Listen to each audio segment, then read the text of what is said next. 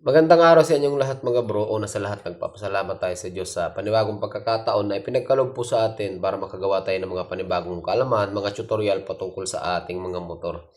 So, bali mga bro, ngayon lang tayo makakagawa ng ganitong klaseng video. Yung magsasagot tayo ng tanong. Medyo naging busy kasi tayo mga bro. Kakabalik lang din natin, nagpunta tayo ng Cagayan Valley. So, mula Santa Ana, Apare, pababa ng Gatcharan hanggang dito sa may Kaya ngayon lang tayo nakabalik dito ng Laguna.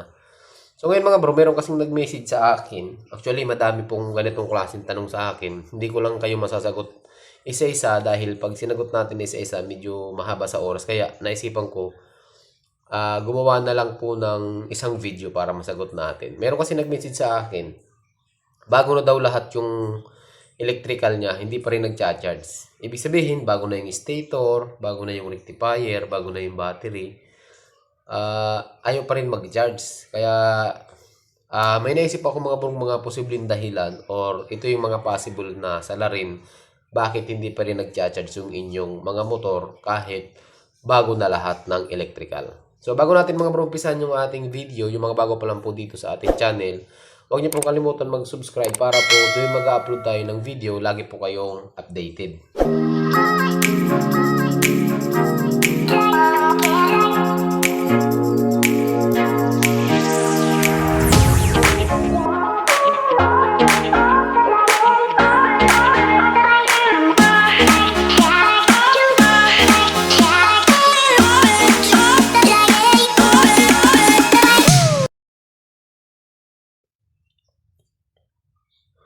Bale mga bro, hindi ko pala alam kung anong klaseng motor yung mga problema nyo Kasi iba-iba naman kasi yung motor. Mayroong mga 100cc lang, may 125, may 150, may 200. At ngayon, meron na tayong karburador, meron na tayong FI.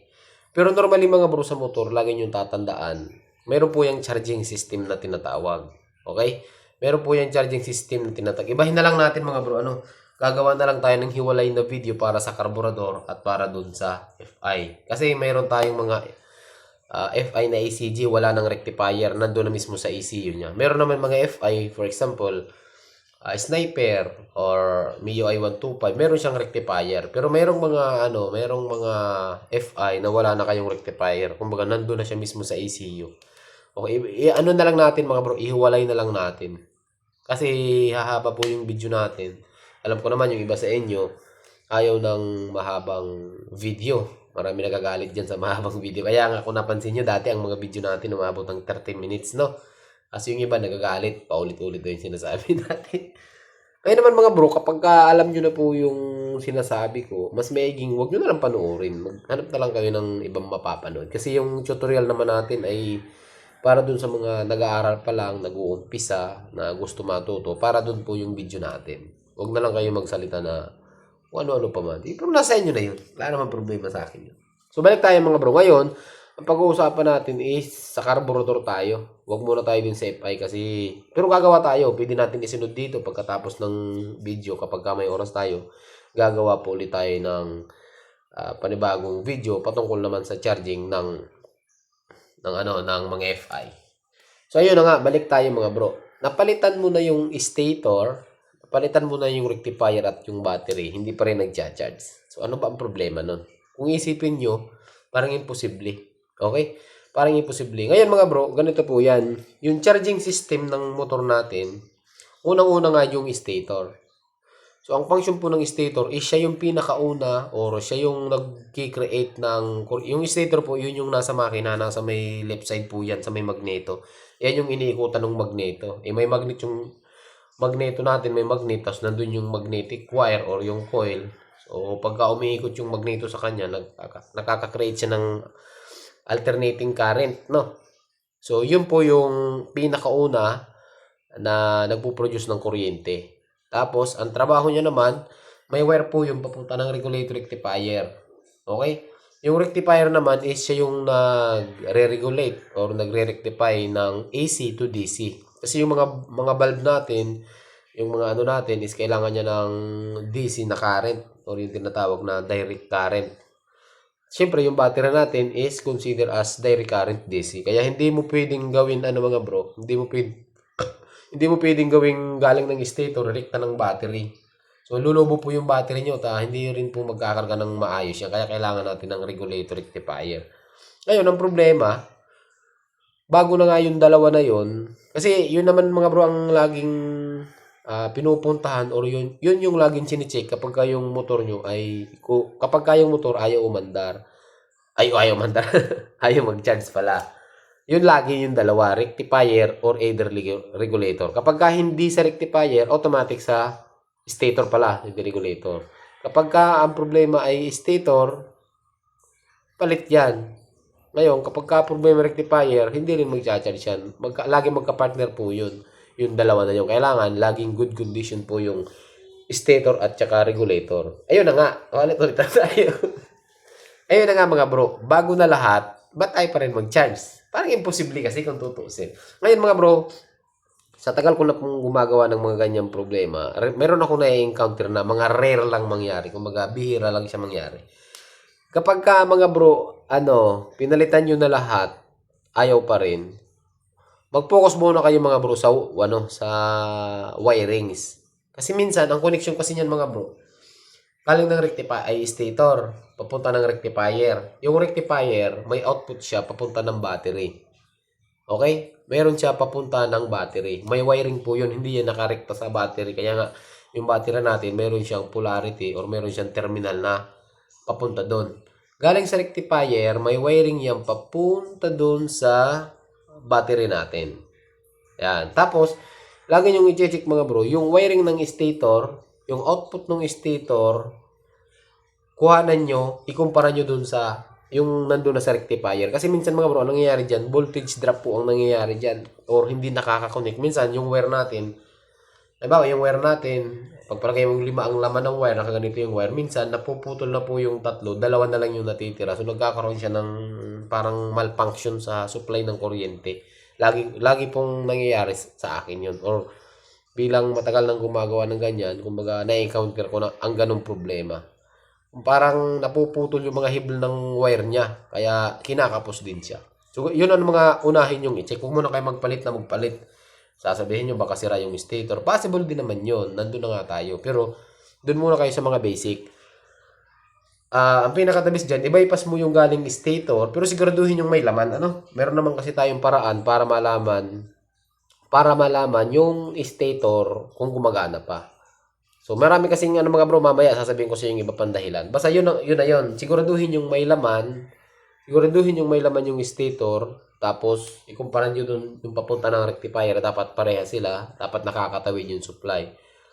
Tapos, yung output naman ng rectifier, doon nyo kuha na ng test light or ng tester, mas maigi kong tester para nababasa nyo. So, ang normal na charging po ng motor ay 13 to 14 volts. Yung half wave, yung stock po yan. Ngayon, yung mga full wave na tinatawag ngayon, umabot po yan ng 15 volts. So, wag nyo umabot ng 18 or 20 kasi overcharge po yun or possible na magsabog or pumutok yung ating mga ilaw. So, halimbawa, na-check nyo na. Yun ang unang-unang yung gagawin mga bro. I-check nyo yung output ng stator sa rectifier kung parehas or kung malakas talaga. Tapos, kuhanan nyo, dun din kayo kumuha ng output ng rectifier kung nag-charge ba siya or hindi. Ngayon, kapag hindi pa rin nag-charge, na-check nyo na, okay naman yung wiring. Pagpalagay natin okay yung wiring mga bro. I-check nyo ngayon yung clearance ng stator sa magneto. Kasi mayroong mga replacement, baka kasi replacement yung nabili mong stator. Yung magneto natin mga bro, pagpalagay mo ito yung stator, mayroong tamang clearance po yan. As in, kunting-kunti lang po yung pagitan yung dalawa. Kasi pag stator nabili nyo medyo malaki, umiikot yung magneto dito, hindi po siya nagkikreate ng kuryente. Pero ngayon, yung kasi mga bro, malalaman nyo din upon checking. Kung marunong kayo mag-check ng stator, actually mayroon tayong mga video nito, yung marami na eh. Kung marunong kayo mag-check ng stator, malalaman nyo yun. Kahit hindi nyo kalasin, malalaman nyo na, malfunction to, sira pala yung stator. Yun, i-check nyo yung gap ng stator sa magneto. Pangalawa po yun. Yung pangatlo, ito mga bro, rare to mangyari. Ang sira po is yung magneto natin. Yan. Sira po yung magneto, hindi na ganun kaganda yung Ito nangyari sa akin sa Smash 115 po. Nakatatlong stator na nga ako. Nagtataka na ako kasi meron naman siyang output mga bro, napakahina. Yung Smash kasi, ano siya, ang normal niya, half wave po yan. Meron po dyan kulay dilaw, tsaka kulay puti na may stripe na pula. Yung test light nyo, once nilagay nyo sa negative, chinik nyo yung dilaw, malakas dapat. Chinik nyo yung puti, malakas dapat. Puti yung charging, dilaw yung light coil. Yun yung nakakabit sa taillight at saka sa headlight natin. Sa Smash or sa Suzuki, ano. Ang nangyari dun mga bro, kahit brand new na stator, pag tinislight ko, parang napakahina ng lumalabas. Partida mga bro, pinuloy ko pa rin yun, ganun pa rin. Nag-330 naman siya, pero kailangan naka-rev ka na. So, hindi po siya normal. Ang normal sa motor, kahit naka-minor, nag-330 po yan. So, doon ko napagtanto na, sabi ko, parang kakaiba yata ito. Bago naman yung stator, nakatatlo na pati ako. Kaya ang ginawa ko mga bro, pinalitan ko ng magneto. Ayun. Yung stock na regulator at saka ng stator, yung pa rin yung nakakabit sa kanya, ang pinalitan ko lang yung magneto. Meron palang ganung pangyayari mga bro na yung magneto ay humihina. Baka yun din yung problema mo. Check mo na lang bro, ano. So, yun lang yung nakikita kong posibleng dahilan kung bakit ayaw pa rin mag-charge ng motor. Wirings, yung gap ng stator, at saka yung magneto. Laging-lagi nyo pong i-check yun kapag pinalitan nyo na lahat ay ayaw pa rin. So, yun lang mga bro. Sana meron kayong natutunan at doon sa nagtanong, baka meron ka pa bang ibang request o gustong pag-usapan natin, gagawa po tayo ng mga video patungkol dyan. So sa ngayon, hanggang dito lang po yung video natin at gusto ko lang mga bro magpasalamat sa inyong lahat dahil 400k subscribers na po pala tayo. Ano? Nandito pa rin yung mga sulit na mga subscribers natin. Yan kay Mr. Promoter D. Yan, mga matatagal na natin kaibigan dito sa YouTube. Meron din pala tayong mga bro TikTok. Nandun yung mga pyesa natin. Kung gusto nyo mga brong bumili ng mga quality parts na mga kahit aftermarket, original parts, Yamaha, Suzuki, Honda, Kawasaki, meron po tayong binibenta. So, sa TikTok, ayan yung TikTok natin, ayan, makikita nyo yan. At yung FB page natin. Sa FB mga bro, hindi masyado tayo nakapokus kasi napakaraming violation natin sa Facebook. Sa TikTok, ayan, nag-upload po tayo ng mga short video po dyan sa TikTok. So, hanggang dito lang yung video natin na mga bro. Magandang araw sa inyong lahat at ride safe po palagi.